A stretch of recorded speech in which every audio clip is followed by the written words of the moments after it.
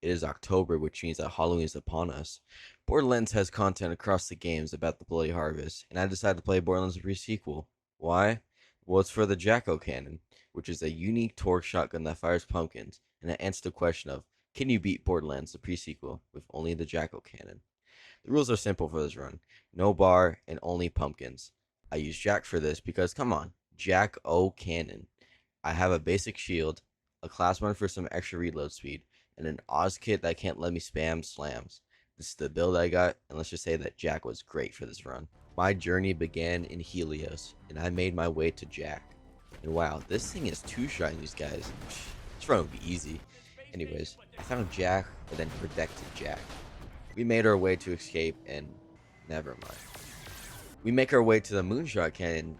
Alright, the first boss. Damage wasn't the best, and when I didn't have my jacks and I was getting down rapidly after a little mistake, Flame Knuckle was no more. Continue to make our way to the Moonshot, and never mind, it's broken or something. So I get sent to the moon and meet Janie Springs. I went to go get the Ozkin and proceed to get bullied trying to get in, but eventually succeeded. Then it's time to get to Deadlift. I got down on my way, and I didn't have my other can reloaded. I could have sneezed on a scav and I would be good. I finally got to Deadlift, and this is where the challenge begins. I didn't have much for the beefy shield, and I kept getting camped. The first death was shocking. I'm sorry. The second one was an electric ball and myself. Which is worse? Borderlands 3 Splash or Pre-Sequel Splash? Hint, one of them doesn't have the cannon. The third one was puzzling to me. As you can see, I'm quite bewildered. I wasn't looking at my minimap, so I wasn't sure where the people throwing the rocks at me were. I got myself in a good spot to deal damage. Wasn't doing too bad damage, and oh no, I got myself in a predicament here. So this is the fourth. But there wasn't a fifth, because I had a plan this time. I used these stairs to my advantage. This plan was foolproof, and I couldn't get shocked, unless I got jump scared. After enough jacks and pumpkins, I finally did it. I picked up the Digistruct key and drove to get the Orbitron from Springs.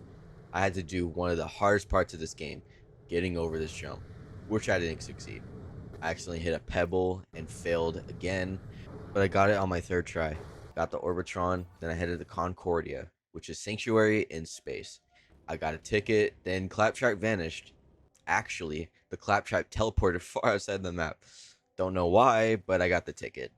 Anyways, gave the Claptrap the Orbitron, then met the Russian doctor, and got decontaminated. I entered Concordia to meet the Marif, but the lift didn't work. Went to bar to see Moxie, then did the bank and stash tutorial.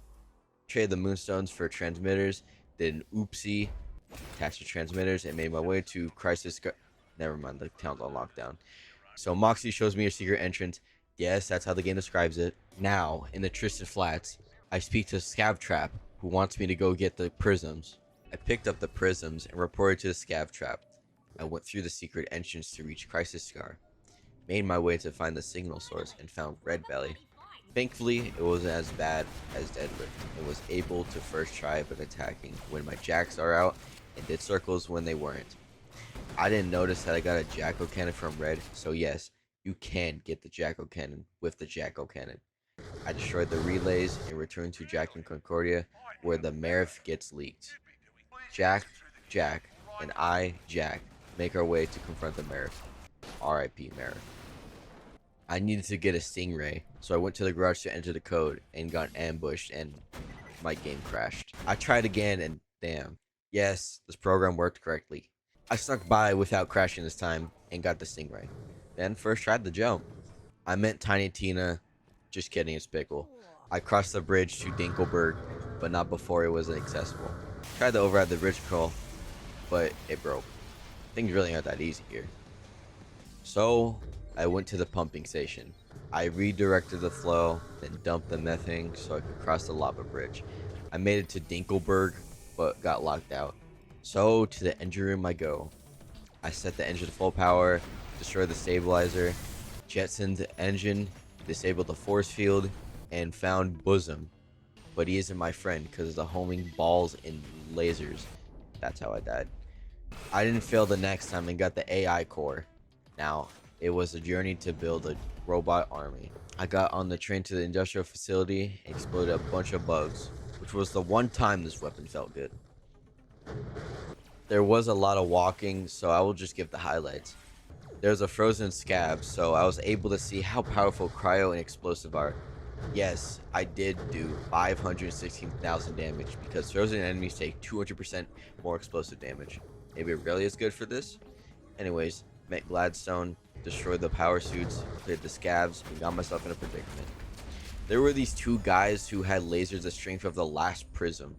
I had a few fails, but eventually they were gone. I turned on the power and stayed in this corner waiting for the box. I started to craft the constructor by getting the Oculus, sitting in the spot for a little bit to let the turrets kill the scabs, getting escorted by Felicity, then fighting Felicity. This was the easiest boss, so not much to say here.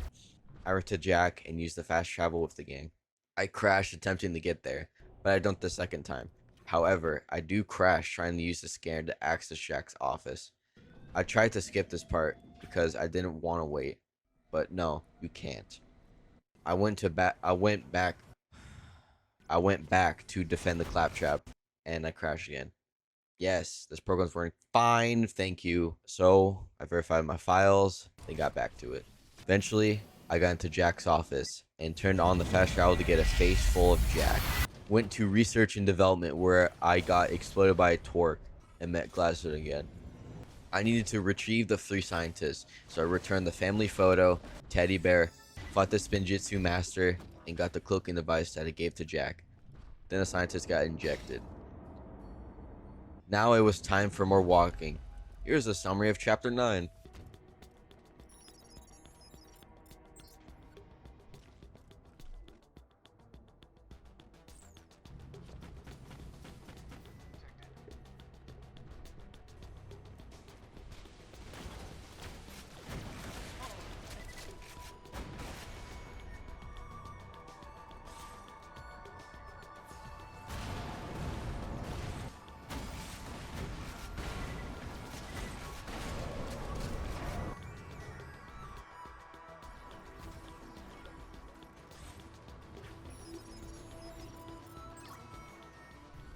I made it to the command center where Jack loudly enters and we are close to shutting off the laser, but we can't do that yet because of the force field, of course. I take care of the first 2 power sources and wait 4 minutes for the last one to drain. Yes, it did take 4 minutes. Now we made into the path to the power core, but we must take the long way around, of course. Man, it's crazy how many paths to something are blocked. So we take the path to the next boss, Sarpedon. I did the usual run around and attack with my Jacks, but the gimmick of this boss is that she can regen her shield only 5 times, and it doesn't reset on death, so enough time will end this. My biggest struggles were the homing missiles and my own weapon, because my Jacks spawn in front of me and the splash damage hurts. Eventually, got rid of her suit because that was phase 1. However, phase 2 is easy, and my Jacks did a bunch of damage in the end. We found out that the vault is open, so that's where we're headed. First, we needed to turn off the laser, so I hit some buttons and it was done. We initiated the reboot sequence, but it didn't go so well. So let's get to that excavation site. Oh look, the Guardians are back. Cool. Alright, so I made it to the excavation site, and something that I feared starting this has begun. It's Bunker. Now why am I worried? Pretty damn difficult to hit flying object with pumpkins in my Jacks. And your best bet is waiting for them to get down below and take a lit. So you could do that, but did I? I put a bit more Jack in my cannon. So feel free to do that, but I don't recommend it. With that done, I went through the Iridium structure and got rid of the shield. Now we are nearly at the vault, but first we need to get rid of the pregnant Guardian, and it was nothing special. So I entered the vault, and here lies the final boss, the Sentinel. And it was nothing difficult, just takes a bit of time because of the 3 phases, so 3 lives of the Sentinel. And don't forget the second phase. Once again, the only problem was my own pumpkins, and I'm thankful for being Jack because I would have died here. And it wasn't long until I did it. I beat the game. So to answer the question, no, my PC cannot run Borderlands The Pre Sequel. Oh wait, wrong video. Yes, You can beat Borderlands The Pre Sequel with only the Jacko cannon. So, Judo? Well, no.